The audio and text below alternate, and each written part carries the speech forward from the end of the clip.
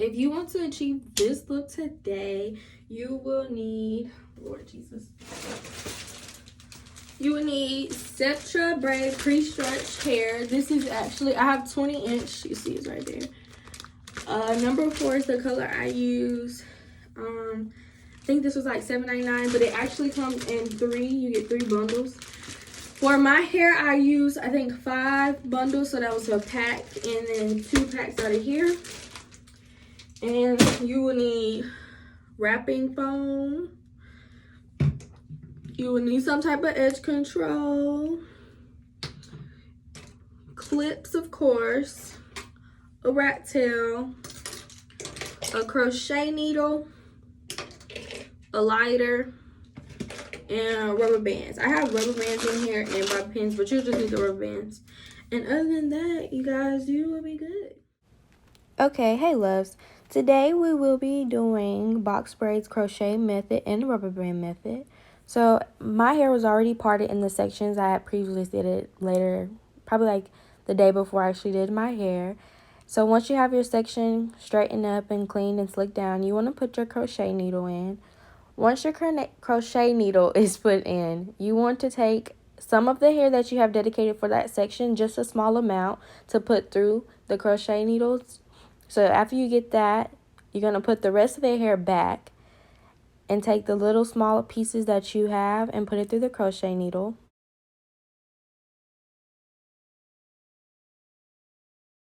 Once you have it through the crochet needle, that is when you want to take the rest of the hair that you had before, and you want to make your hair into 3 sections like you would normally do when braiding. So after you get your 3 sections, as you can see I'm doing, it may be a little tough trying to get the 3 sections because you have so much going on. And if your hair is thick as mine, it's really tough trying to keep your hair separated. But once you do that, you just want to grip the 2 strands that don't have the hair in the middle. You want to grip that with the hair you're adding into it. And yeah, as you can see, you just want to braid. And braid as you would braid normally, as if you was gripping your hair without the rubber band or any hair added in.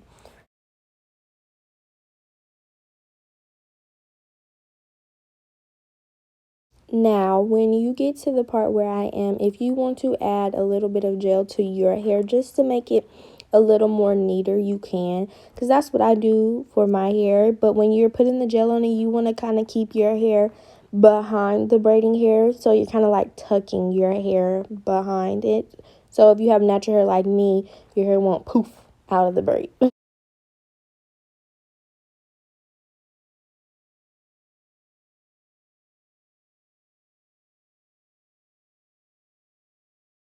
Now right here, I'm going to begin to show you guys how you can add hair into a strand of hair if it's getting a little thinner than the others.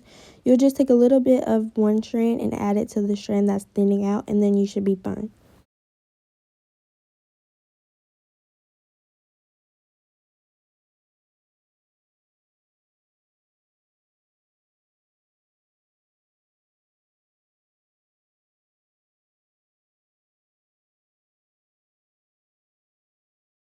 Here I'm going to show you guys how to tie the knot in the braid. You just take a little piece of one strand, not the whole strand, and you wrap it around, and you just simply tie it in a knot and then pull it as tight as you can.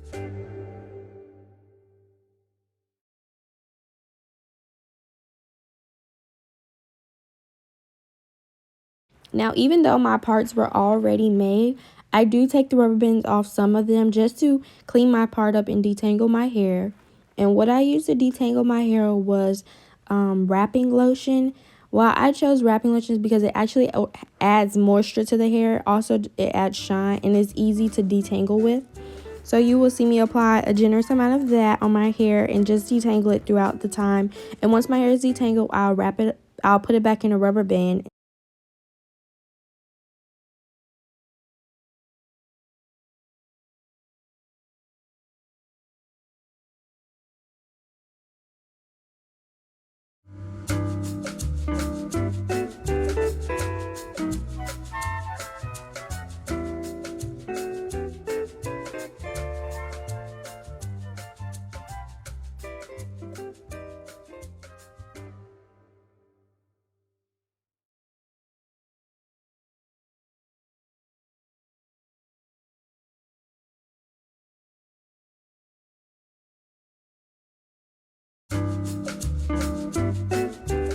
Once you have detangled your hair, you will then put the crochet needle in like you did on the first braid, and you will just continue to take a little bit of the hair from the hair that you have desired for that section, just so you can put it through the crochet needle.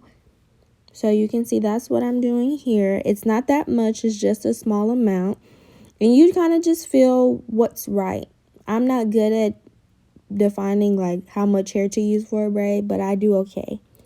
So once I put that through my hair, then you just want to go ahead and part your hair in 3 sections, or just pull your hair in 3 different sections so you'll be able to grip it easily. And the reason why I say it's good to pull your hair in 3 sections is so you make sure that rubber band is covered when you put your braids in. You just want to continue doing the steps that I showed you previously during the whole video. That's the only steps I did. So for your entire hairstyle, you want to do those 3 or 4 steps that I told you guys, and then you should be fine and you should be able to achieve this look.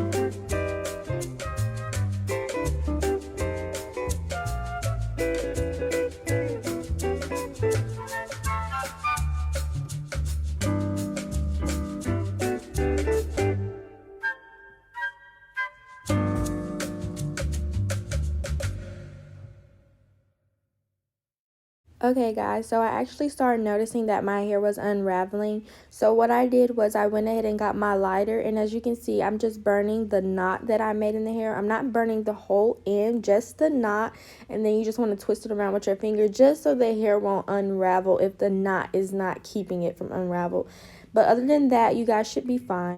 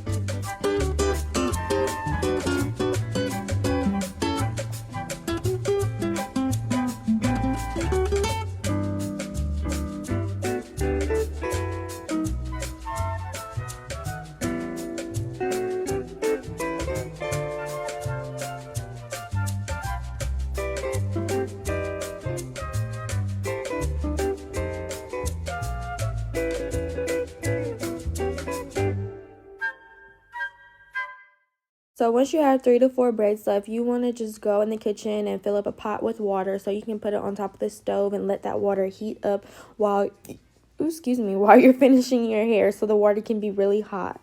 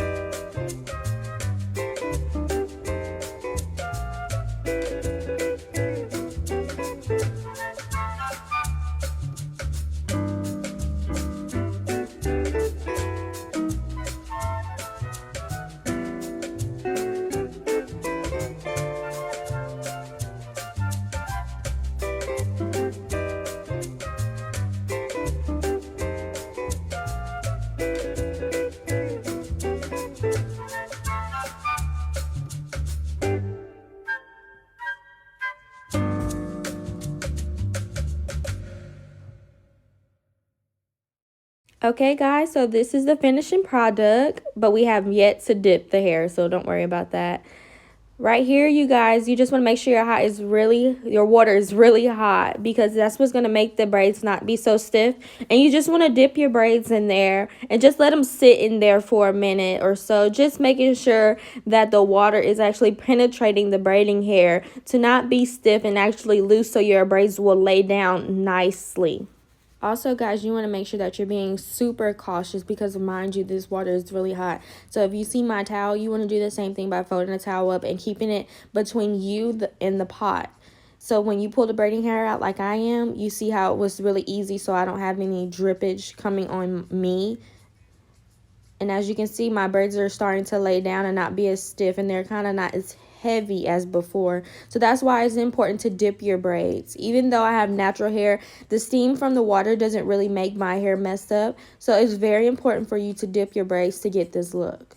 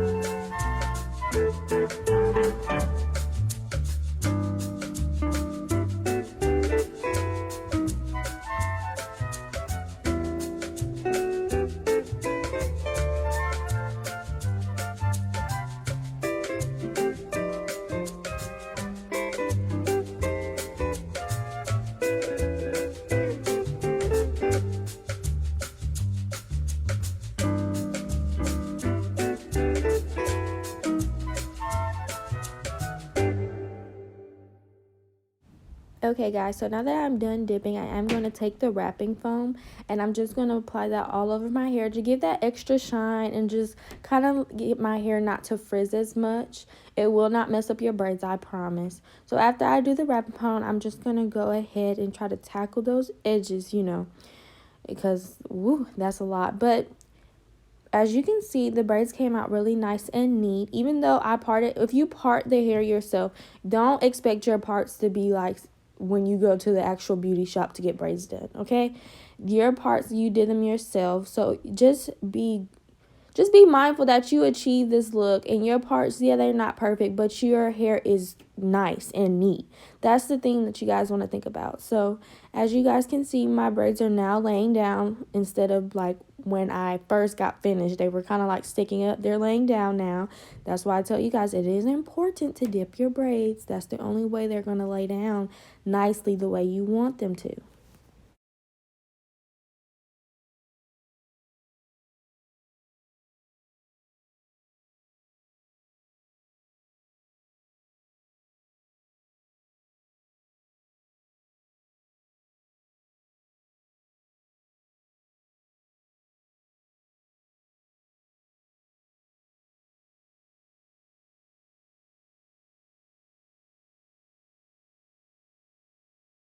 So here, guys, is the finishing product. I hope that you enjoyed, and I hope you liked this video.